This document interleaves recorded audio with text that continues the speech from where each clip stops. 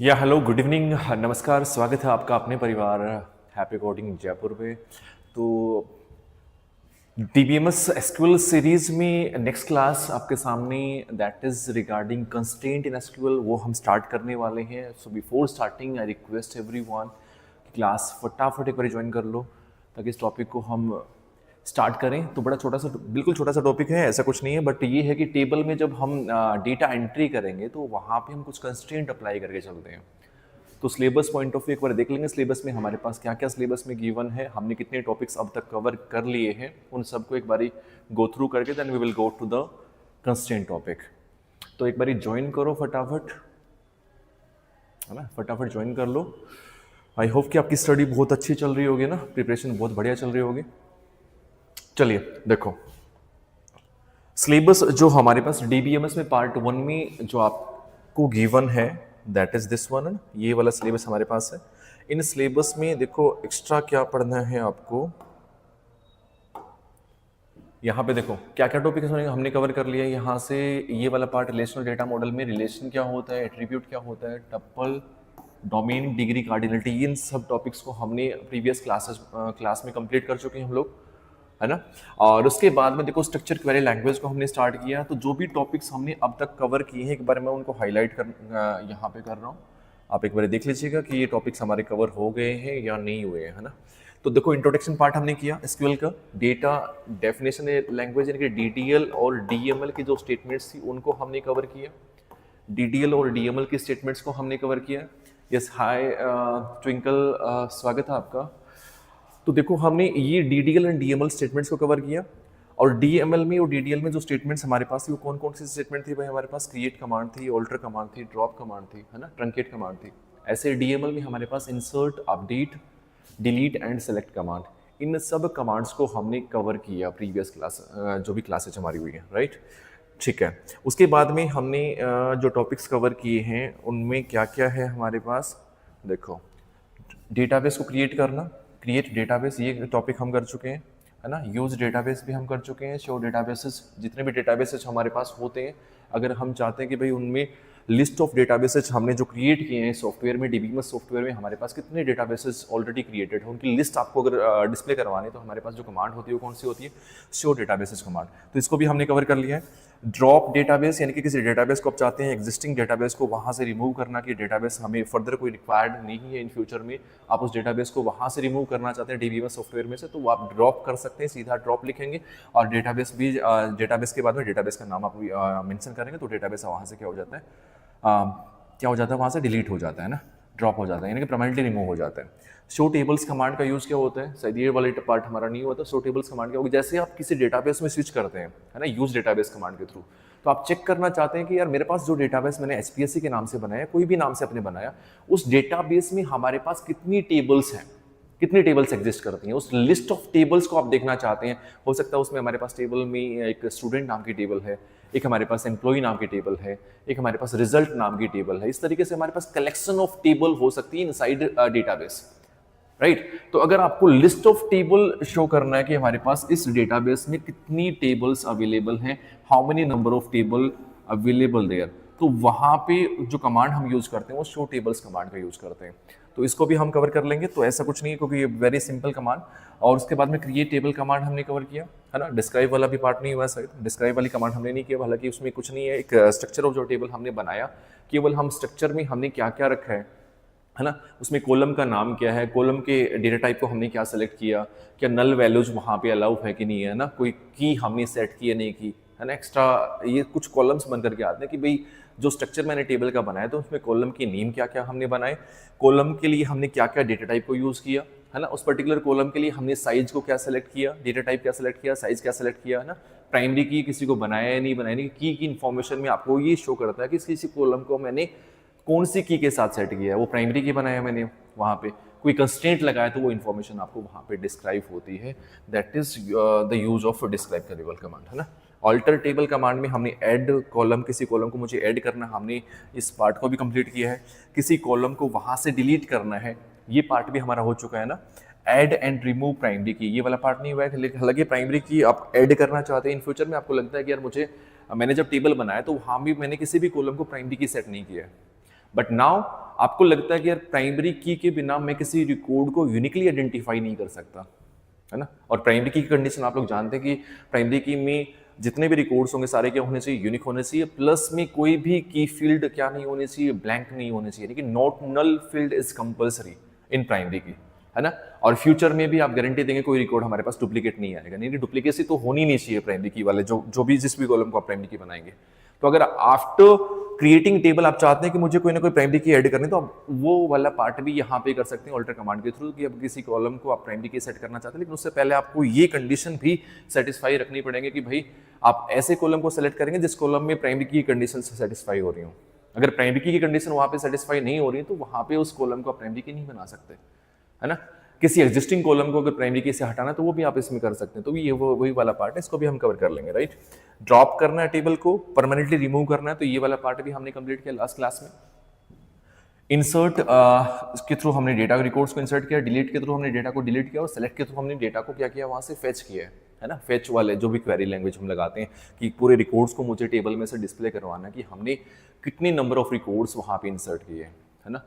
और उसमें से भी हमारे पास सेलेक्टिव रिकॉर्ड्स हम डिस्प्ले करवाना चाहते हैं, तो विद कंडीशन हम लगा करके चलते हैं कि हमें कहते हैं select star from table name, जिनका भी रोल नंबर क्या है 31 41 इस तरीके से आता है, तो वे रोल नंबर इन के साथ में हम वो list of roll number specify करते हैं। तो लास्ट क्लास में हमने इसको भी कवर किया था, है ना। तो ये भी पार्ट हमारा हो चुका है। ऑपरेटर्स में शायद ये वाला पार्ट हमने अभी नहीं किया है, एंड ऑपरेटर और ऑपरेटर, रिलेशनल में ग्रेटर देन लेस देन, ये वाला पार्ट हमने अभी नहीं किया है ना।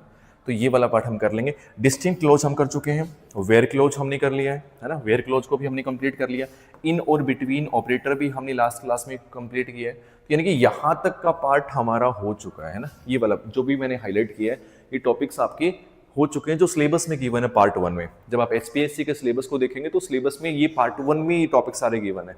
और लास्ट में जो सेकंड पार्ट है, देखो ये सेकंड जिसका पार्ट है, इसमें क्या गिवन है, MySQL को पाइथन से कनेक्टिविटी करवा के दिखानी है आपको, है ना। MySQL को पाइथन से कनेक्टिविटी करवा के दिखानी है, और वहाँ पे भी कनेक्टिविटी होने के बाद में आपको ये जितने भी डेटाबेस से रिलेटेड जो क्वेरीज होती है उनको पाइथन के थ्रू क्या करना है, इंप्लीमेंट करना। तो वहाँ पे भी कुछ काफ़ी सारे ऐसे फंक्शंस आपको दिखाई देने वाले हैं। फैच मैनी फंक्शन होता है, फैच 1 होता है ना, फैच ऑल, ये सारे कुछ चीज़ें हैं जिनको हम फर्दर जो क्लास आने वाले इसमें डिस्कस करेंगे।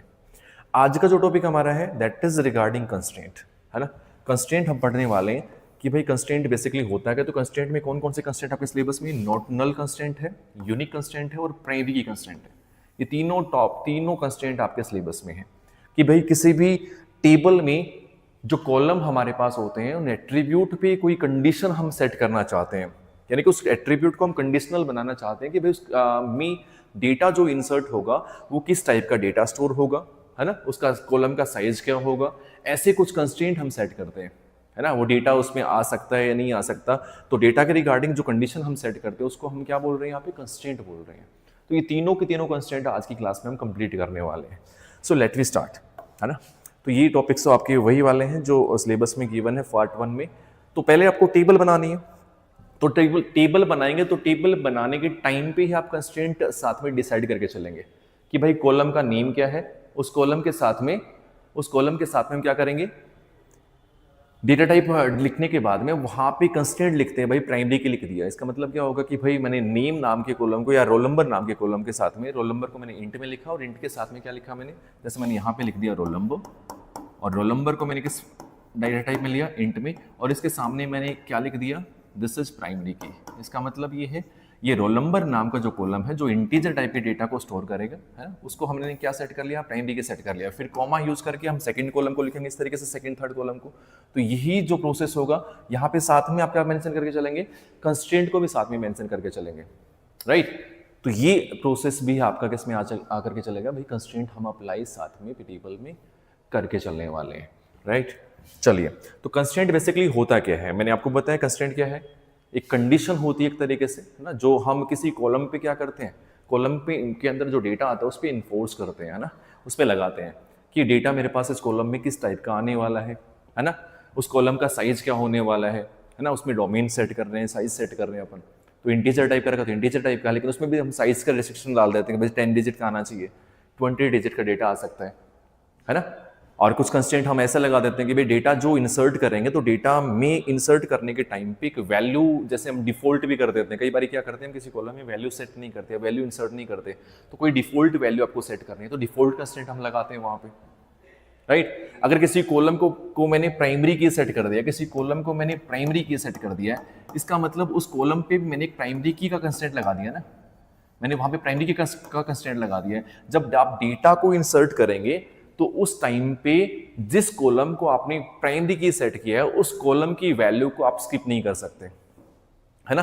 क्योंकि आपको याद होना चाहिए इंसर्ट कमांड में जब हमने डेटा को इंसर्ट किया था तो मैंने क्या बताया था आपको उस मोमेंट पे कि हम चाहें तो किसी कॉलम की वैल्यू जो मेरे पास प्रेजेंट में अवेलेबल नहीं है तो उसको मैं स्किप कर सकता हूं, लेकिन उस टाइम पे आपको ध्यान रखना है जिस कॉलम को आपने प्राइमरी की सेट किया है उस कॉलम की वैल्यू को आप ब्लैंक नहीं छोड़ सकते, उस कॉलम की वैल्यू को आप स्किप नहीं कर सकते। तो यहाँ पे वहां पे जैसे आप इंसर्ट करेंगे, जैसे आप एंटर करेंगे तो वहां पे एरर आएगा कि प्राइमरी की कंस्ट्रेंट आपने इस कॉलम को सेट किया तो you can't keep this field blank, है ना।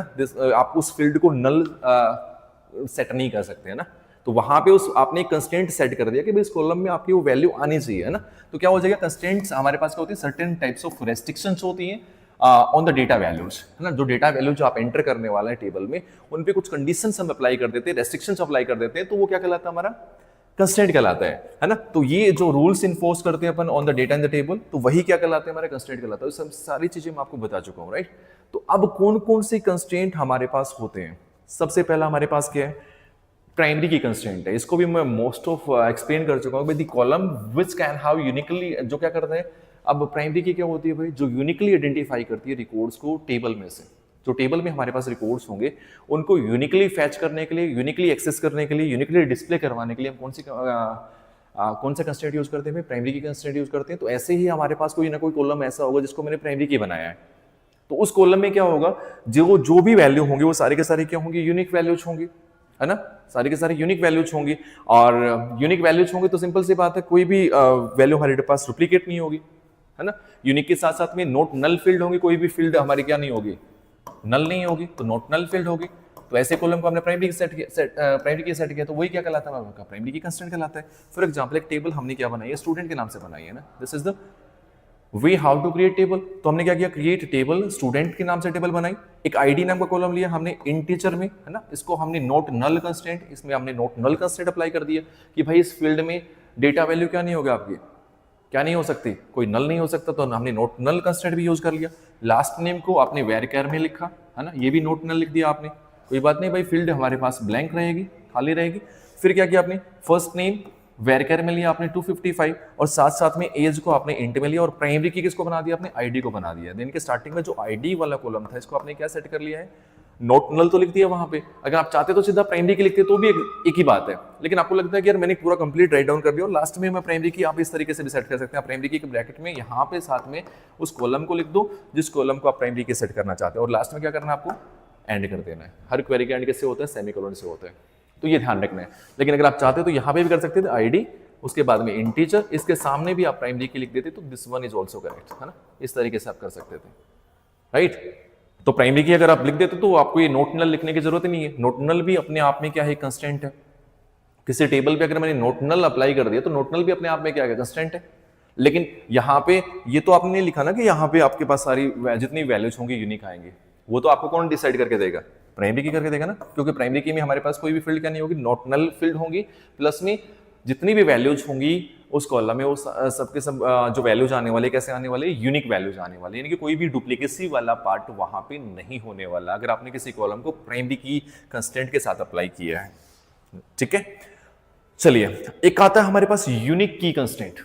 अगर मैं आपसे पूछता हूं प्राइमरी की कंस्टेंट में और यूनिक की कंस्टेंट में एक डिफरेंस क्या होता है, देखो प्राइमरी की कंस्टेंट हमारे पास है, या प्राइमरी की मान लो, एक हमारे पास क्या है, यूनिक की है। तो इन दोनों में एक डिफरेंस क्या होता है, what is the difference between primary की एंड यूनिक की। मैं कह सकता हूं यूनिक की can be A primary key, है ना। यूनिक की हमारे पास क्या बन सकती है, प्राइमरी की बन सकती है, क्या प्राइमरी की कैन बी ए यूनिक की। आप बताइए क्या डिफरेंस हो सकता है दोनों में। यस इसका रिप्लाई मेरे पास आना चाहिए भाई, प्राइमरी की और यूनिक की में डिफरेंस क्या होता है, what is the difference between primary की एंड यूनिक की। तो प्राइमरी की कंडीशन सब लोग जानते हैं, प्राइमरी की एक तरीके से यूनिक की तो होती है ना, प्राइमरी को हम यूनिक की तो कह सकते हैं, और क्या हो सकते हैं इसमें, नॉट नल फील्ड, कोई भी फील्ड हमारे पास क्या नहीं होगी, ब्लैंक नहीं होगी, यानी कि नॉट नल होना चाहिए, है ना। No duplicate records, no duplicacy, है ना। या फिर आप कह सकते हैं यूनिक रिकॉर्ड्स, जो टेबल के रिकॉर्ड्स को यूनिकली आइडेंटिफाई करती है, वही तो प्राइमरी की होती है ना। ओके, लेकिन सबसे मेन बात जो इसके अंदर है और क्या है, नॉट नल फील्ड, क्योंकि प्राइमरी की में कोई भी फील्ड हमारे पास क्या नहीं होगी, ब्लैंक नहीं होगी, है ना। जितनी भी वैल्यूज होंगी वो यूनिक होंगी, साथ में कोई भी फील्ड हमारे पास क्या नहीं होने वाली, ब्लैंक नहीं होने वाले। बट यूनिक की में एक तो गारंटी आपके पास है कि जितने भी यहां पे वैल्यूज होंगी डेटा फील्ड में, जो वैल्यूज आप एंटर करेंगे ऑल आर यूनिक, है ना, ऑल आर यूनिक। जितनी भी वैल्यूज होंगी ऑल आर हमारे पास क्या होने वाली है, यूनिक होने वाली है, ठीक है। But it doesn't guarantee you that की फील्ड इज नॉट नल, है ना। इसलिए कोई गारंटी नहीं देने वाली है कि यहां पे यूनिक की में हमारे पास जो रिकॉर्ड्स आने वाले हैं उसमें जो की फील्ड में जो डेटा आने वाला है वो डेटा, ये गारंटी नहीं आने वाले कि वहां पे नॉट नल, यानी कि यहाँ पे डेटा आपका ब्लैंक भी रह सकता है ना, उसकी फील्ड में डेटा हमारे पास ब्लैंक यानी कि एम्प्टी डेटा भी डिटेल भी वहां पे हो सकती है, कि नल फील्ड ये अलाउ कर सकता है, यहाँ पे नल फील्ड हो सकती है। लेकिन प्राइमरी की में कोई भी फील्ड आपके पास क्या नहीं होने वाली, नल फील्ड नहीं होने वाली, वहां पे हर एंट्री होना कंपल्सरी है, कोई भी की फील्ड आपकी ब्लैंक नहीं रहने वाली। But in case of unique की, एक तो कंफर्म है कि डेटा हमारे पास यूनिक होने वाला है, data will be unique in this field, but यहां पे नोट नल फील्ड की कोई गारंटी नहीं है, कोई फील्ड आपकी ब्लैंक रह सकती है, यानी कि एम्प्टी फील्ड भी ये अलाउ करती है यूनिक की। बट हाँ, जितना डेटा होगा उस कॉलम में वो कंप्लीट, वो डेटा क्या रहेगा, यूनिक डेटा रहेगा, बट फील्ड हमारी ब्लैंक रह सकती है। यस, गुड इवनिंग नम्रता जी, गुड इवनिंग, स्वागत है आपका क्लास में, ठीक है। तो ये दोनों आपको समझ में आ गए मुझे लग रहा है, प्राइमरी की एंड फॉरेन की में हम क्या कॉमन डिफरेंस लिख करके चल रहे हैं यहाँ पे, राइट। चलिए अब देखिए इस टेबल पे आपने क्रिएट टेबल, एक स्टूडेंट नाम की टेबल बनाई है ना, क्रिएट एक स्टूडेंट नाम की टेबल बनाई है। इसमें आईडी वाले कॉलम को आपने इंटीजर में लिया, नोट नल के साथ में आपने यूनिक लिखा है ना, नोट नल के साथ में आपने यूनिक लिखा है, इसका मतलब यहाँ पे आपने यूनिक की कंस्ट्रेंट लगा दिया है ना, यूनिक की कंस्ट्रेंट आपने लगा दिया है। तो अब क्या होगा, आईडी वाले फील्ड में आपने अगर यहाँ पे चलो ये नोट नल लगा दिया तो एक तरीके से प्राइमरी की का काम कर रहा है यहाँ पे, है ना, प्राइमरी की का काम कर रहा है। लेकिन अगर आप मान लीजिए ये नोट नल नहीं होता, नोट नल नहीं होता, मैंने आईडी लिखा इंट में और आगे सामने क्या लिखा है, यूनिक लिखा है, तो नाउ आईडी वाला जो कॉलम हमारे पास है वो कैसा बन गया भाई, यहाँ पे हमने यूनिक की कंस्ट्रेंट लगा दिया है, यूनिक की कंस्ट्रेंट लगा दिया है। लेकिन नोट नल की वजह से एक तरीके से कोई फील्ड खाली नहीं है, तो एक यूनिक वाले में जो मैंने आपको कॉमन डिफरेंस बताया वो वाला यहाँ पे अप्लाई, है ना, नहीं हो रहा ना एक तरीके से, यानी कि नल फील्ड अलाउ कर सकता है यूनिक कॉलम में, हालांकि आपने नोट नल अप्लाई किया तो भी परफेक्ट है ना। लेकिन मेरा कहने का मतलब क्या है कि भाई प्राइमरी की में कोई भी फील्ड आपके पास ब्लैंक नहीं रहने वाले, बट यूनिक की में कोई फील्ड हमारे पास ब्लैंक हो सकती है ना, कोई फील्ड हमारे पास ब्लैंक हो सकती है। हालांकि डेटा दोनों में यूनिक मिलेगा, चाहे प्राइमरी की हो चाहे हमारे पास यूनिक की हो, बट प्राइमरी की में कोई फील्ड हमारे पास ब्लैंक यानी कि खाली नहीं रहने वाले, बट यूनिक की में कोई फील्ड खाली रह सकती है। अगर ये नोट नल नहीं लगा होता तो फील्ड खाली रह सकती है, बट अगर आपने नोट नल भी अप्लाई कर दिया, साथ में कंस्ट्रेंट अप्लाई कर दिया, तो सिंपल सी बात है वहां पे कोई फील्ड हमारे पास ब्लैंक नहीं रहने वाली। बट अगर कोई और कॉलम हमारे पास है उसको अगर आपने यूज कर लिया नोट नल यूनिक के साथ में, तो सिंपल सी बात है वहां पे डेटा जो वैल्यूज आने वाले वो तो यूनिक आने वाले, बट किसी फील्ड में डेटा नहीं भी हो सकता है, ये भी पॉसिबिलिटी कि फील्ड का डेटा मेरे पास अवेलेबल ना हो, ठीक है। तो इस तरीके से आपको केवल यूनिक वर्ड यूज करना है, तो वहां पे क्या लग जाएगा हमारे पास, उस फील्ड पे यूनिक की कंस्ट्रेंट हम लगा देंगे, राइट। तो ये आपका यूनिक की कंस्ट्रेंट है। एक हमारे पास है फॉरेन की कंस्ट्रेंट। अब फॉरेन की क्या होती है, अगर मैं आपसे बात करूं व्हाट इज द फॉरेन की, फॉरेन की हम कहां यूज करते हैं, जब हमें रिलेशनशिप शो करनी होती है बिटवीन टू टेबल्स। भाई टेबल नंबर 1 हमारे पास है, टेबल नंबर 2 हमारे पास है, तो कोई ऐसा कॉलम हो सकता है जो एक टेबल में प्राइमरी की है, दूसरे टेबल में वही सेम नाम का कॉलम हमारे पास अवेलेबल होता है, उसको हम क्या उस टेबल के कॉलम के थ्रू हम क्या यूज करते हैं, दूसरे टेबल के कॉलम को क्या करते हैं, उस टेबल को क्या करते हैं, कनेक्ट करते हैं ना। तो एक टेबल का जो हमारे पास कॉलम होगा उसको हम फॉरेन की यूज कर रहे हैं, बट वो दूसरी टेबल के प्राइमरी की को क्या कर रहा है, कॉन्टेक्ट कर रहा है एक तरीके से, है ना। तो सेम एग्जांपल आपके सामने है, यहाँ पे मान लीजिए फॉरेन की हमने क्या बनाया, स्टूडेंट आईडी को बनाया, तो this student ID is also available in student नाम की टेबल में हमारे पास अवेलेबल है, तो उसको रेफरेंस कर रही है ना। उस टेबल को कनेक्ट करने के लिए हम क्या कर रहे हैं, फॉरेन की कंस्ट्रेंट का यूज कर रहे हैं, यानी कि लिंकिंग बिटवीन टू टेबल्स एक तरीके से ना, रेफरेंस करती है दूसरे टेबल को कि भाई हाँ यहाँ से हम क्या कर रहे हैं, कुछ डेटा रिकॉर्ड्स को क्या कर रहे हैं, वहां से फेच कर रहे हैं दोनों टेबल में से, तो इस तरीके से आप फॉरेन की का यूज भी करते हैं। तो फॉरेन की आपने केवल एक वर्ड यूज किया फॉरेन की, स्टूडेंट आईडी को आपने फॉरेन की सेट कर लिया है, तो दूसरी टेबल में कहीं ना कहीं क्या यूज कर रही है, प्राइमरी की का काम कर रही है। तो उसके थ्रू भी हम डेटा को क्या कर सकते हैं, फेच कर सकते हैं, राइट। अगर किसी कॉलम के सामने आपने नोट नल लगा दिया है तो वो क्या बन जाएगा उस फील्ड के लिए, नोट नल आपने अप्लाई कर दिया तो क्या बन जाएगा, वो एक नोट नल कंस्ट्रेंट आपने लगा दिया है। हालांकि प्रीवियस एग्जांपल में भी हमने किया नोट नल लगा हुआ था, तो इसका मतलब क्या, वहां पे उस कॉलम पे आपने नोट नल कंस्ट्रेंट अप्लाई किया है। अब नोट नल कंस्ट्रेंट का मतलब क्या है कि भाई जिस कॉलम के सामने डेटा टाइप मेंशन करने के बाद में, जैसे आपने क्रिएट टेबल, एक ऑर्डर नाम से टेबल बनाई, ऑर्डर्स नाम से, ऑर्डर आईडी कॉलम का नेम है, यहाँ पे इंटीजर है द डेटा टाइप, और उसके सामने आपने क्या लिख दिया, नोट नल। इसका मतलब ये है जो ऑर्डर आईडी वाला कॉलम है उसमें जो डेटा वैल्यूज होंगी वो इंटीजर होंगी, सारी के सारी डेटा वैल्यूज कैसे होंगी, इंटीजर होंगी, है ना। और कोई भी की फील्ड हमारी क्या नहीं होने वाली, ब्लैंक नहीं होने वाली, यानी कि नोट नल फील्ड है। इसका मतलब इस फील्ड पे कंपलसरी आपने अप्लाई कर दिया है, कंस्ट्रेंट अप्लाई कर दिया है कि जो हमारे पास ऑर्डर आईडी वाला कॉलम है उसमें हम किसी भी फील्ड को ब्लैंक नहीं छोड़ सकते, यानी कि एम्प्टी फील्ड नहीं छोड़ सकते। ये कंस्ट्रेंट आपने अप्लाई कर दिया है, राइट। हालांकि प्राइमरी की होता तो ऑटोमेटिकली अप्लाई हो जाता, है ना।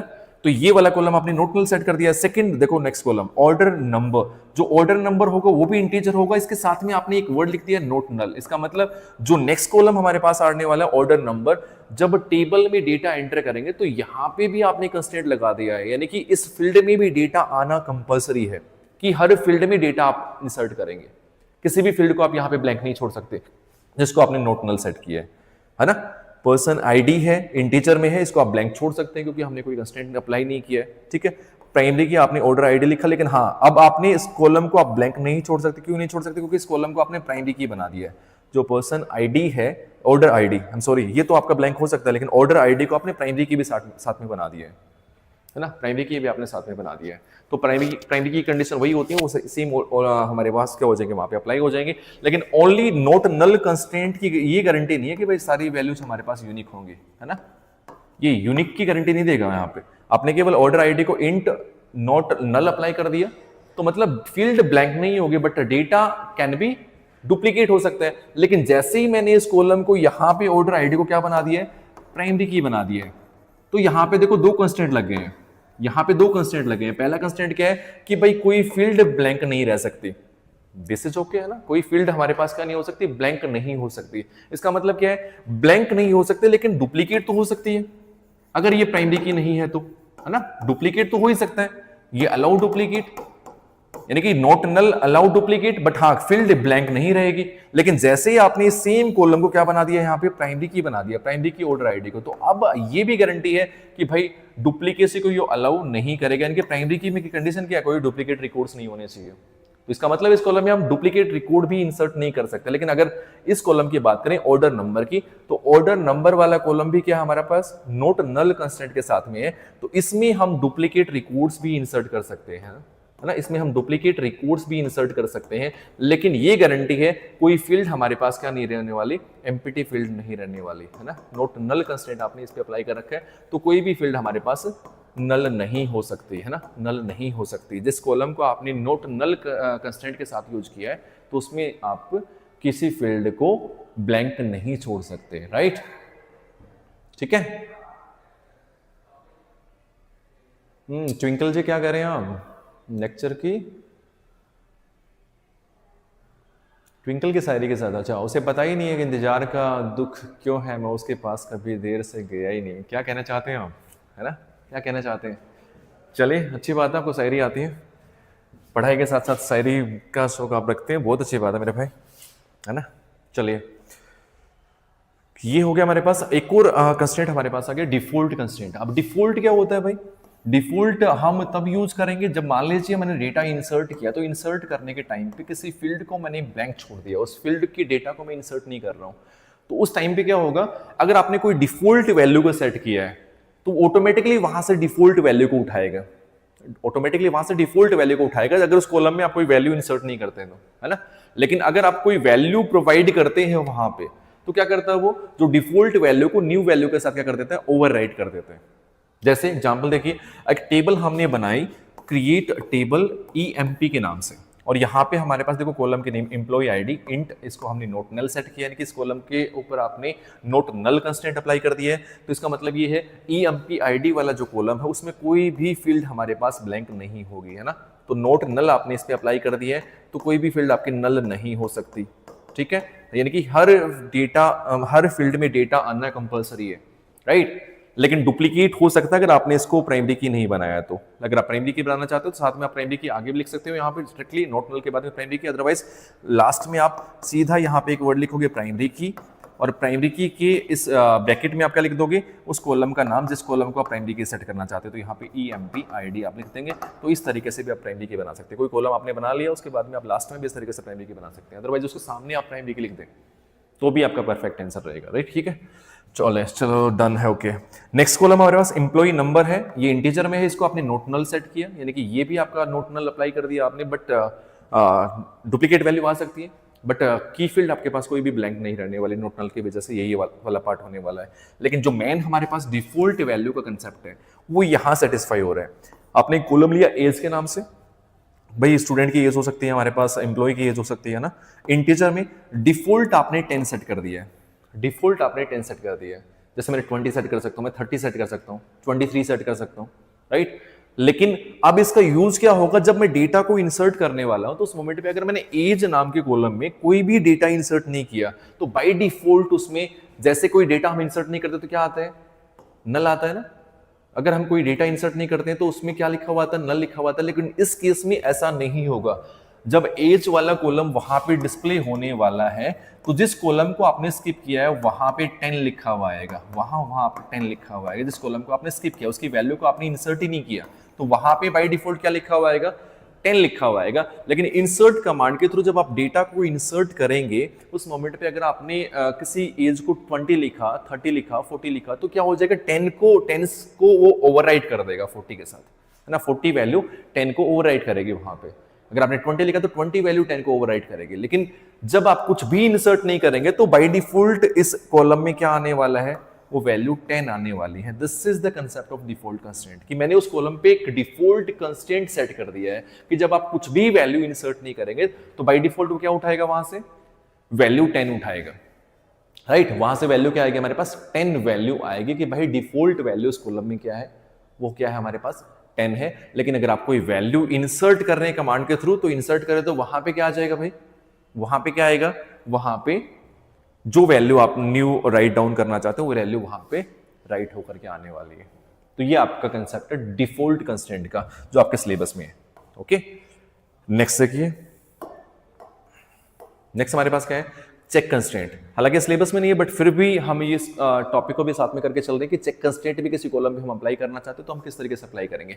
चेक कंस्ट्रेंट देखो नाम बता रहे हैं, जब आप डेटा इंसर्ट कर रहे हैं तो डेटा इंसर्ट करने से पहले उस डेटा को क्यों ना हम क्या कर लें, टेस्ट कर लें, चेक कर लें कि भाई डेटा में इंसर्ट कर रहा हूं तो अकॉर्डिंग टू कंडीशन चेक कर रहा हूं नहीं कर रहा हूं, है ना।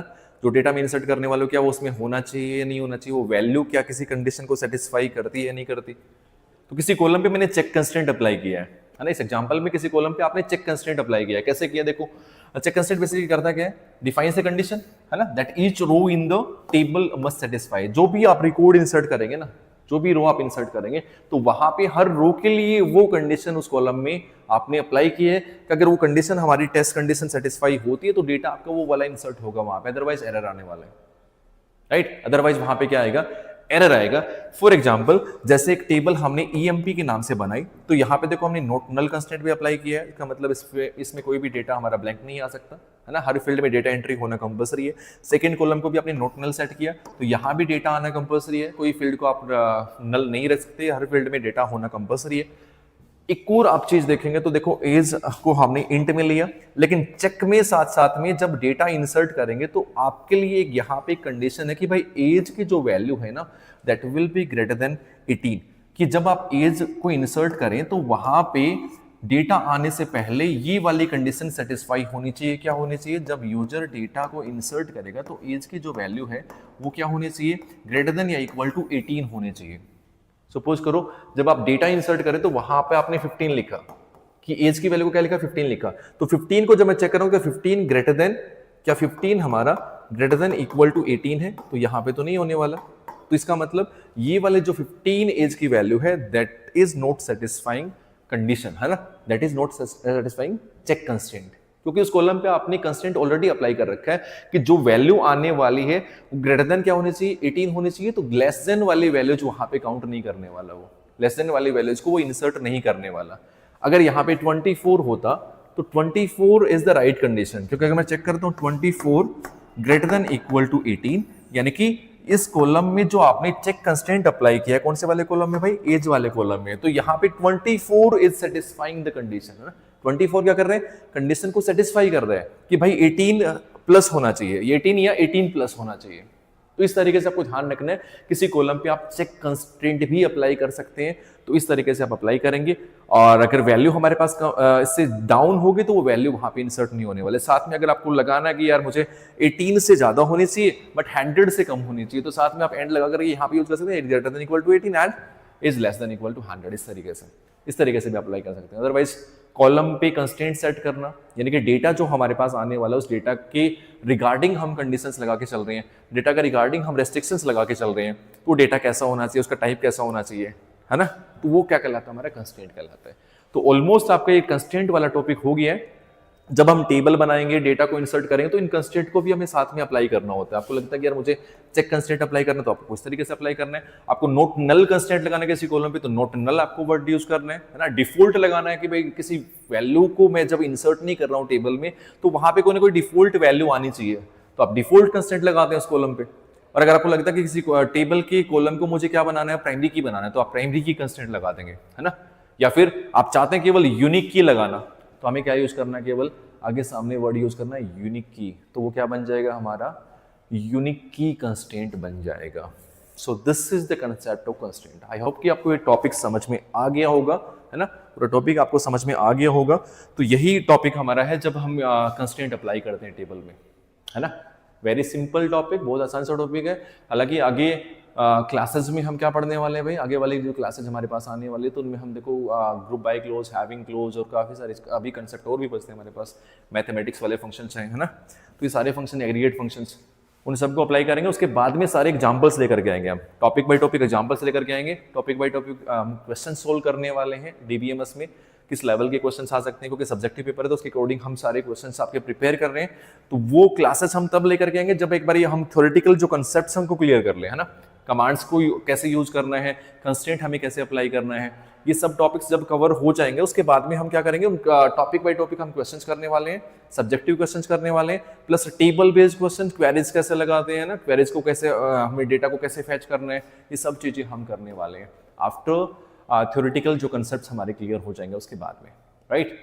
और जो स्टूडेंट पाइथन स्पेशल बैच में इनरोल करना चाहते हैं, तो एक स्पेशल बैच आपका आ गया है, तो उस बैच में आप अगर इनरोल करना चाहते हैं, कुछ स्टूडेंट की स्पेशल यही था कि पाइथन का बैच होना चाहिए, तो पाइथन का स्पेशल बैच भी लॉन्च कर दिया गया है। अगर आप पाइथन के स्पेशल बैच में लॉन्च करना चाहते हैं, तो डायरेक्टली आप वेबसाइट पे जाएं, हैप्पी कोडिंग वेबसाइट पे, या फिर हैप्पी कोडिंग ऐप पे आप जा करके इस कोर्स में इंडिविजुअली आप इनरोल कर सकते हैं, ठीक है। अगर आपको कंप्लीट बैच लेना है तो वो भी इन्फॉर्मेशन आपको वहां मिलने वाले, recorded batch plus live batch, साथ में बुक का कॉम्बो पैक भी आपको साथ में मिल रहा है। क्योंकि पूरे हरियाणा में आप देखेंगे, पूरे हरियाणा में अभी तक हमारे पास कोई कंसाइज वे में आप कह सकते हैं या फिर बुक्स का सेट अवेलेबल नहीं है ना। वो उन स्टूडेंट्स के लिए जिनको लगता है कि यार मुझे तैयारी को एक अच्छे लेवल पे लेके जाना है बट कंटेंट नहीं मिल रहा है, इस तैयारी कहाँ से स्टार्ट करना चाहिए, तो उसके लिए बुक वाला जो पैक है, एक तरीके से जो बुक आपके सामने आने वाले है, उस बुक से आपको बहुत हेल्प मिलने वाली है, क्योंकि उस बुक में पूरा कंटेंट अकॉर्डिंग टू सिलेबस आपको मिलने वाला है, और वो भी एक बढ़िया लेवल के साथ में,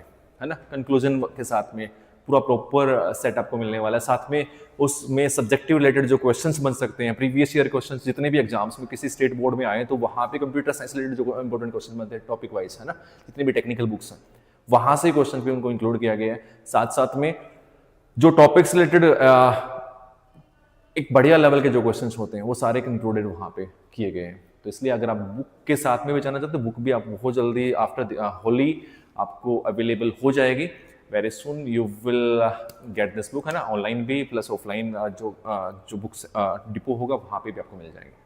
सो आज के लिए इतना ही। Thank you so much. Hope कि आपको ये टॉपिक समझ में आ गया होगा। We are coming, we will come for the new topic in next class. Thank you so much for the day. Take care, bye bye. पढ़ते रहिए, मेहनत करते रहिए। Thank you so much.